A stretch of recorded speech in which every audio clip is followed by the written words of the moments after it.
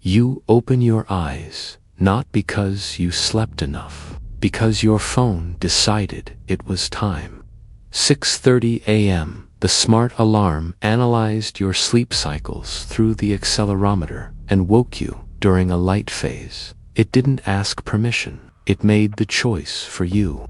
And that's the first choice you didn't make today.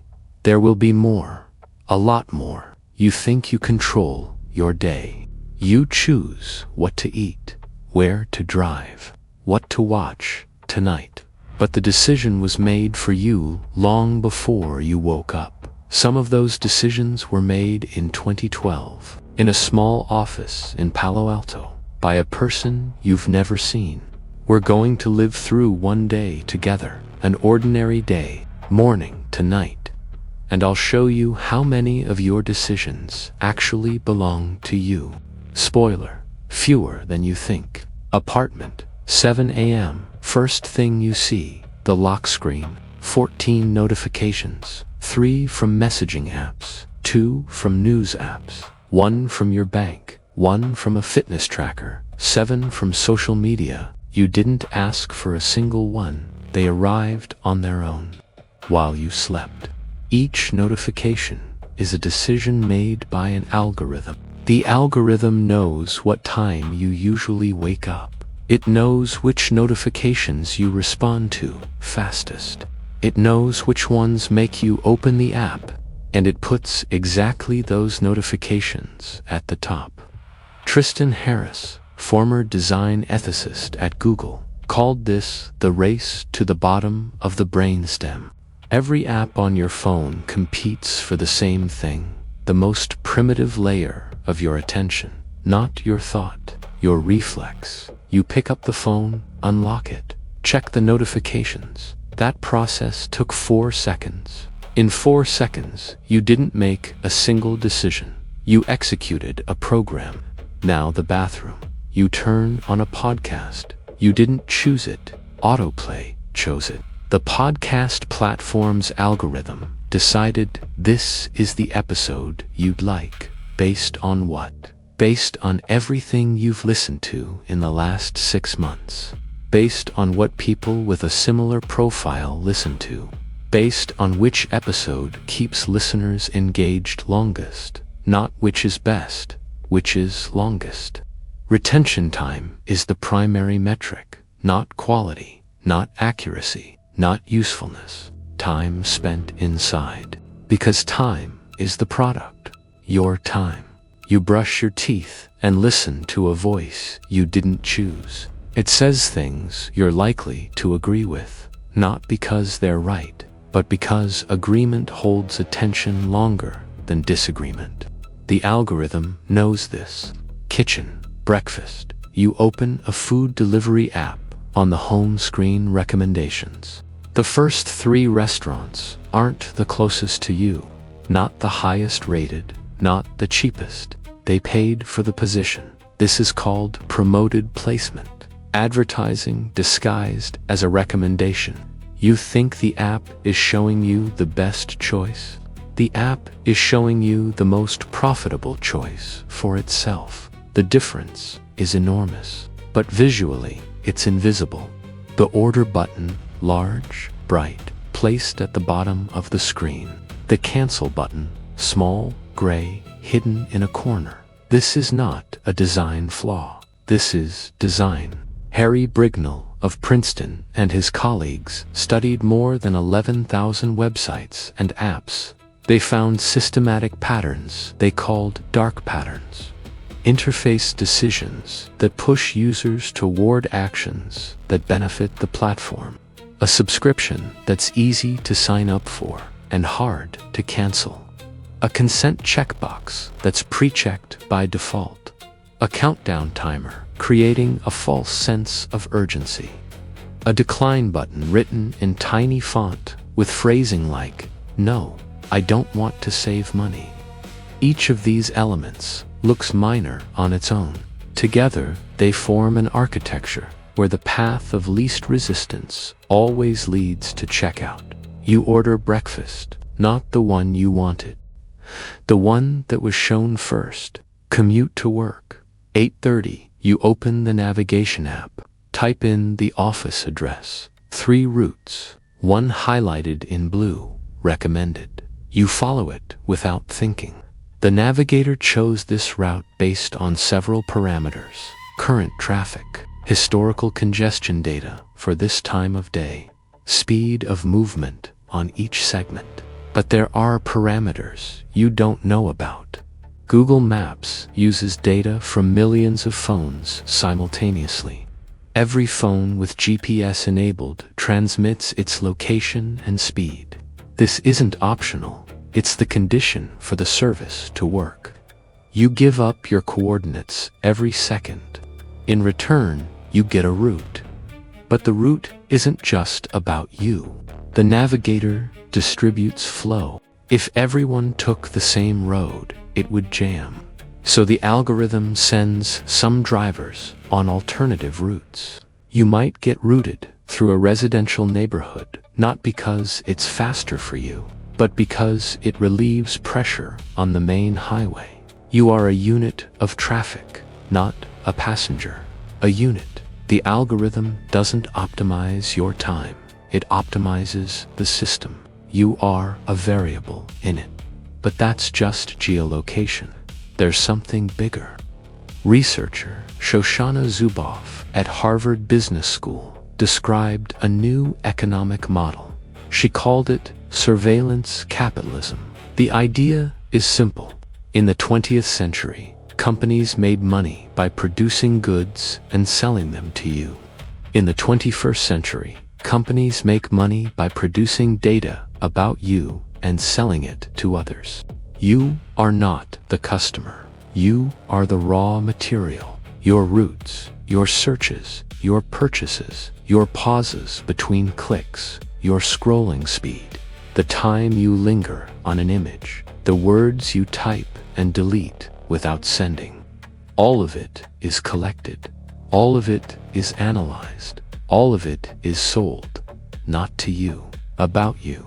You drive along the recommended route. The navigator says, turn right. You turn.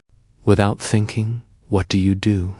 Turn off the navigator and try to get there from memory, or keep following the voice that knows your city better than you do. Office workday, you sit down at your computer, open the browser, type a query into Google. Google processes over 8.5 billion searches a day. Every query passes through a ranking system. The results you see are not arranged by objective value. They're arranged by relevance. Relevance is determined by the algorithm. The algorithm factors in more than 200 signals: your location, your search history, your language, your device, time of day, what other people with similar profiles searched for, which sites get the most clicks, which sites load fastest. 2 people sitting in the same office, typing the same query at the same second, will see different results. Different. You think you're Googling a fact. You're Googling a version of a fact, tailored to you. Journalist and activist Eli Pariser described this in 2011. He called it the filter bubble. The algorithm shows you what you're most likely to agree with, not because it wants to deceive you, but because agreement generates clicks. Clicks generate data. Data generates profit. Over time, the bubble thickens. You see more and more confirmation of what you already think, and less of what might change your mind. The world narrows, not physically, informationally. You're sitting at your desk, writing an email. Gmail offers you 3 suggested replies. Smart reply, 3 short phrases. One of them almost always fits. You tap it. Email sent. You didn't write a single word. The algorithm analyzed the incoming message, identified tone, context, and the most probable response. You just confirmed. It's convenient. It's fast. It saves time. but it's a decision you didn't make. Every time you accept an autocomplete suggestion, you hand a micro-decision to the machine. One email, no big deal. 20 emails a day, a habit. Over a year, thousands of decisions you never formulated yourself. Your thoughts begin to conform to the options the machine offers, not the other way around. The machine doesn't adapt to you. You adapt to the machine. Lunch break, cafe across the street. You sit down at a table. Open your phone, Instagram, the feed, first post an ad. It's disguised as a regular post. The word sponsored is written in small gray font. You already scrolled past 2 more posts before you noticed it was an ad. The advertiser didn't pay for the impression. They paid for relevance. Instagram's algorithm determines which ad is right for you based on what you've liked, based on what you lingered on. Lingered on is not a metaphor. The system tracks the time you spend on each post, even if you didn't like it, even if you didn't comment. If you stopped for 3 seconds longer than on the previous post, the algorithm logged it. 3 seconds is data. Now, about TikTok. Its algorithm is considered the most aggressive in the industry. A former company engineer described it this way: the system doesn't show you what you like, it shows you what you can't look away from. The distinction is fundamental. What you like is a choice. What you can't look away from is a trap. TikTok uses a neural network that trains itself within the first 30 minutes of use. In 30 minutes, it identifies your triggers, not your interests, your triggers, emotional hooks you react to fastest: fear, anger, cuteness, shock, curiosity. The algorithm doesn't distinguish between positive and negative emotions. It distinguishes between strong and weak. Strong emotions retain, weak ones don't. So the feed gradually becomes more emotionally charged over time. Not because the world got louder, but because the algorithm learned exactly what gets through your armor. You scroll. 5 minutes, 10, 20. Lunch break is over. You didn't notice. What do? Set a screen time limit on your apps and take control back, or admit that you'll disable the timer in 2 days anyway. Evening, apartment, couch. The workday is over. You're lying on the couch. TV is on. Netflix. You open the app. On the home screen, rows of recommendations. Continue watching. Trending now because you watched. Picked for you. Each of these rows is generated personally. 2 people with different viewing histories see completely different home screens. Netflix uses more than 1,600 microgenres to classify content, not comedy and drama, but uplifting crime drama with a strong female lead based on true events. The classification system is so granular that each user corresponds to a unique set of tags. Even the movie thumbnails are personalized. The same movie is shown to you with one thumbnail and to the person next to you with a different one. If you tend to click on close-up faces, you'll see a face. If on landscapes, you'll see a landscape. If on the color red, you'll see red. This isn't a conspiracy theory. It's a patented technology. Netflix published research on this in 2016. Personalized thumbnails increased clicks by 20 to 30%. You choose a movie. No, you confirm a choice the algorithm already made. The movie ends. The screen doesn't go dark.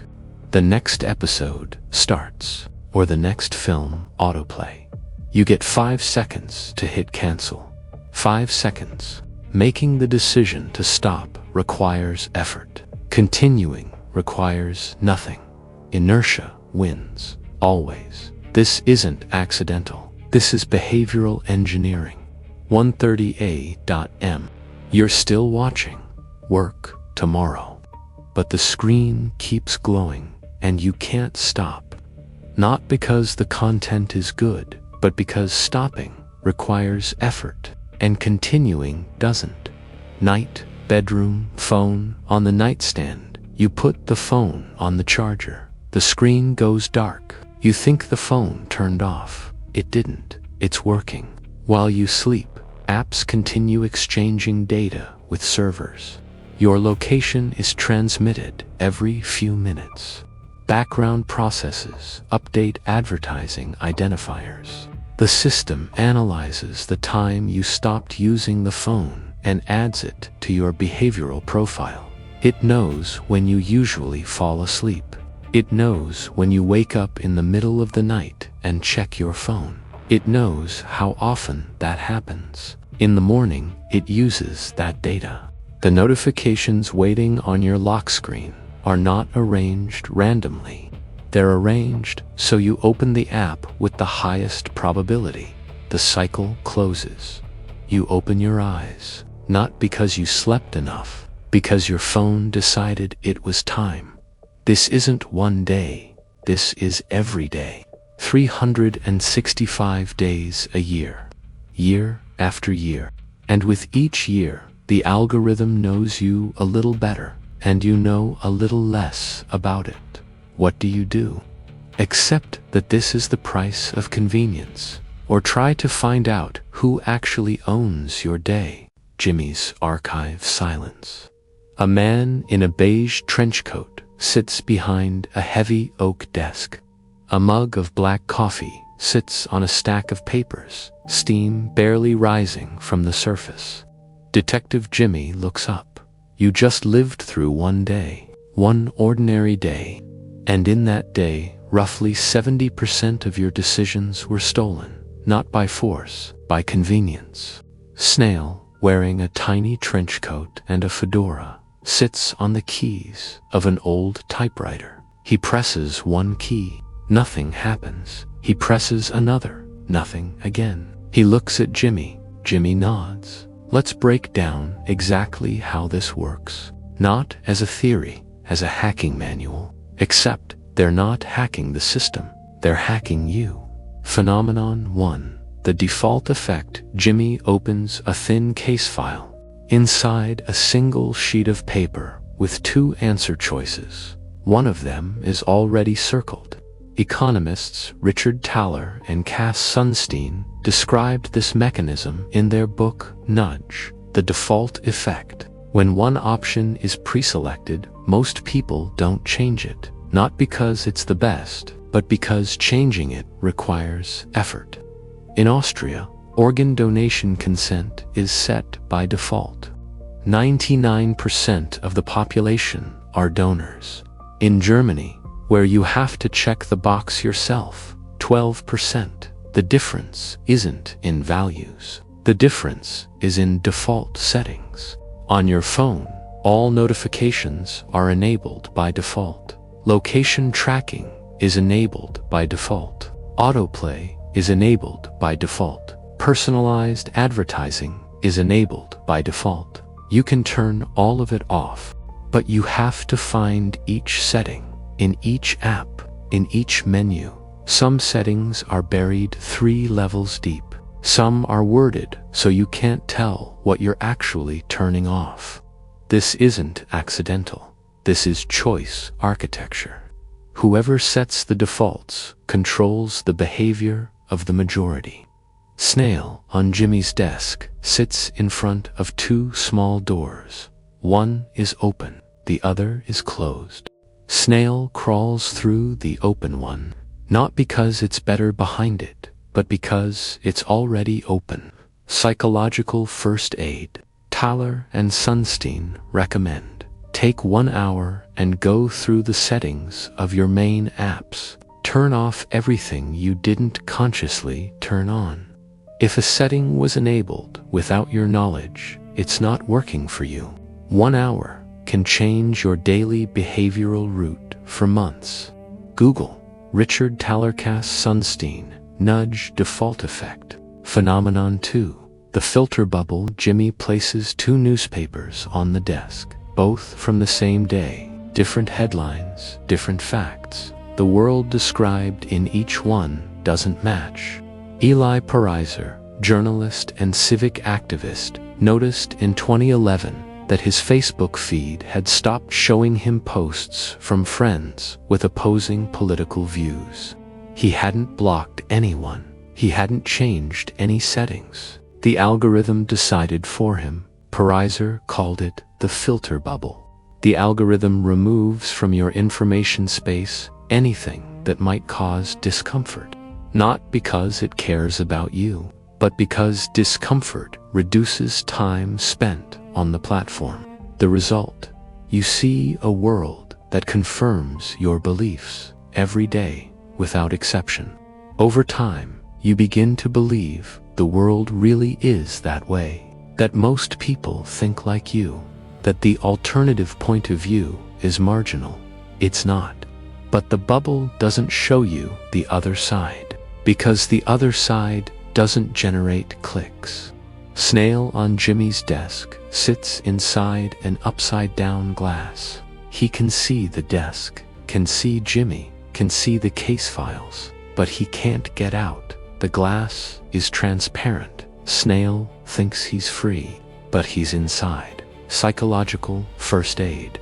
Pariser recommended a simple practice. Regularly read sources you disagree with, not to change your position. To know that the position exists, one unfamiliar source per week. This isn't political instruction, it's perceptual hygiene. Google, Eli Pariser, Filter Bubble, TED Talk, 2011. Phenomenon 3, the Dopamine Anticipation, LOOP. Jimmy pulls a brain diagram from the case file. One area is highlighted, the ventral tegmental area. Neuroscientist Wolfram Schultz at Cambridge ran a series of experiments on primates in the 90s. He discovered a paradox. Dopamine is a neurotransmitter the brain releases during pleasure. But Schultz showed that the primary dopamine surge occurs not at the moment of receiving the reward, but at the moment of expecting it. Not when you eat, but when you smell the food.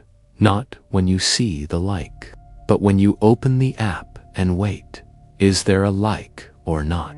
It's the uncertainty that maximizes dopamine release. If you knew for certain a like was waiting, the dopamine would be weaker. If you knew for certain there was no like, there would be no dopamine at all.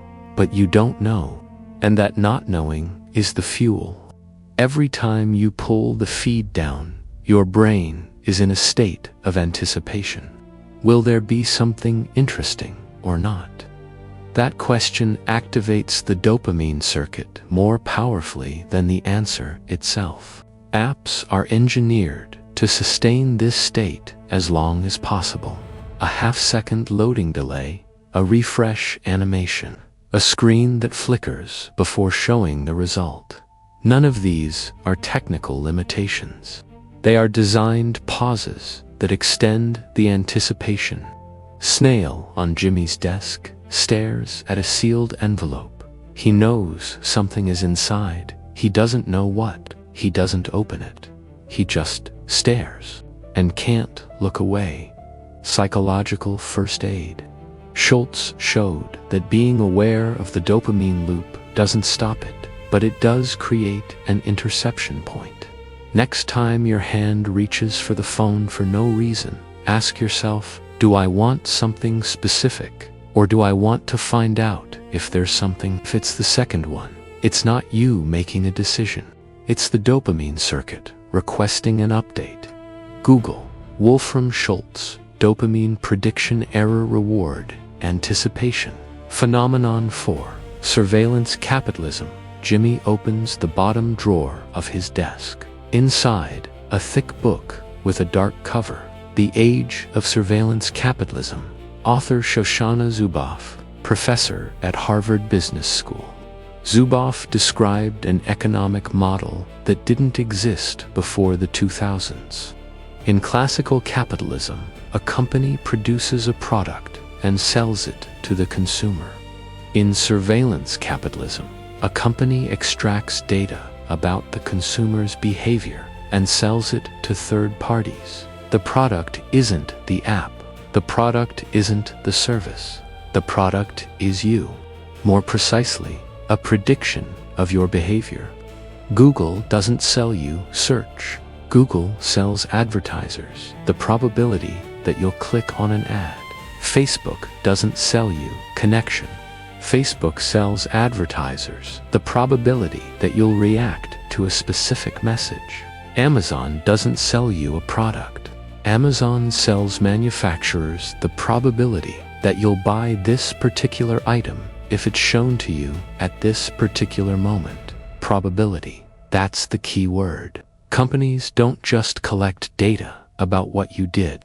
They use data to predict what you will do, and they sell that prediction. Zuboff called this behavioral surplus, data that goes beyond what's needed to improve the service and is used exclusively to predict and influence behavior. You are not a customer. You are a mine, from which ore is extracted, except the ore is your habits, emotions, and decisions. Snail on Jimmy's desk slowly crawls along the edge of the heavy book. He leaves a glistening trail behind him. Jimmy points at the trail. You leave a trail to every second. Psychological first aid. Zuboff recommends starting with understanding the business model. If the product is free, ask the question, what exactly is being sold? Most often, the answer is your attention and data about your behavior. This isn't a reason to abandon all free services, but it is a reason to understand the terms of the deal. Google, Shoshana Zuboff, Surveillance Capitalism, Behavioral Surplus. Phenomenon 5, The Privacy Paradox. Jimmy leans back in his chair, crosses his arms, looks at you for a long second. Researcher Alessandro Acquisti at Carnegie Mellon University has been studying human behavior around privacy for over 15 years. He discovered a persistent paradox. People say privacy matters to them and simultaneously behave as though it doesn't. Surveys show more than 80% of users say they're concerned about data collection. The same people accept terms of service without reading them. The same people leave location tracking enabled. The same people use one password across multiple accounts. The same people voluntarily publish personal information publicly. Acquisti calls this the privacy paradox. The reason is that the threat to privacy is abstract. It doesn't hurt, doesn't smell, doesn't knock on the door. The brain is evolutionarily wired to respond to concrete, tangible threats. A data breach is not a tiger in the bushes. For your amygdala, it doesn't exist. So you hit accept and move on every time. Snail on Jimmy's desk sits next to an open padlock. The lock isn't locked. The key is lying beside it. Snail looks at the lock, looks at the key, doesn't lock it, crawls on. Psychological first aid. Acquisti recommends a practice of conscious friction. Every time an app requests access to something, pause for 5 seconds and ask, does this app genuinely need access to my camera, microphone, or contacts to perform its core function? If the answer is no, hit decline. 5 seconds of friction can change how much data about you leaves every day. Google, Alessandro Acquisti, Privacy Paradox, Carnegie Mellon. Jimmy closes the last case file. I'm just a detective, not a doctor, not a therapist. If anything from this archive hit close to home, please talk to a professional. They know far more than I do. Snail sits on the corner of the desk. He's looking at the screen of an old, turned-off monitor. The screen is black, but his face is reflected in it. Author's note: while I was making this video, I decided to run an experiment on myself. I tracked one ordinary workday and tried to count how many decisions my phone made for me. I only counted the obvious ones when an app suggested an option and I hit yes without thinking. Autoplay, recommendations, suggested replies in email, the default route in the navigator, notifications I reacted to before I thought about them. I counted roughly 40 in a single day. 40 decisions I didn't make. I confirmed them. Those are different things, and the difference between them is enormous. When you make a decision, you choose from options. When you confirm, you agree with an option someone already chose for you. Thaler and Sunstein showed that default settings govern the behavior of millions of people, not through deception, through inertia. Changing a setting takes effort. Leaving it alone doesn't. And we almost always choose what requires no effort. That's not laziness. That's neuroscience. The brain conserves resources at every step. And companies learn to turn that conservation into a business model. When I read Zuboff and her term surveillance capitalism, I initially thought it was an exaggeration. Then I checked how many apps on my phone have access to the microphone. 11 apps can turn on my mic. Most of them don't need a microphone for their core function. But I hit allow because the permission prompt appeared at a moment when I was trying to do something else, and the fastest path was to agree. Acquisti's privacy paradox isn't about stupidity. It's about the fact that our brains don't know how to fear abstract threats. A tiger in the bushes, the brain sees. A data breach 3 years from now, it doesn't. And as long as the threat stays invisible, we keep hitting accept. I'm not telling you to throw away your phone and move to the woods. That's pointless and impossible. But 1 hour on privacy settings, 1 check of your permissions list. 1 pause before hitting yes. That's not a revolution. It's hygiene. Like washing your hands. You don't think about it every second, but you do it because you know why. Every phenomenon from Jimmy's archive isn't just about Silicon Valley. The default effect is any moment you took the worn path simply because you didn't have the energy to turn. The filter bubble is any social circle where people nod at you instead of arguing. The dopamine loop is any anticipation that delivers more pleasure than the outcome. Surveillance capitalism is any situation where you pay for something free with something you don't even know about. And the privacy paradox is any moment you knew you should say no, but hit yes because it was faster. All information in this video is educational in nature. We do not advocate for specific actions and do not provide medical or legal advice. In difficult situations, please consult a professional. Subscribe and check the community tab right on our channel. That's where we choose the next investigation, and your vote decides where we go next. Stay safe. This was Detective Jimmy Snail. See you in the shadows.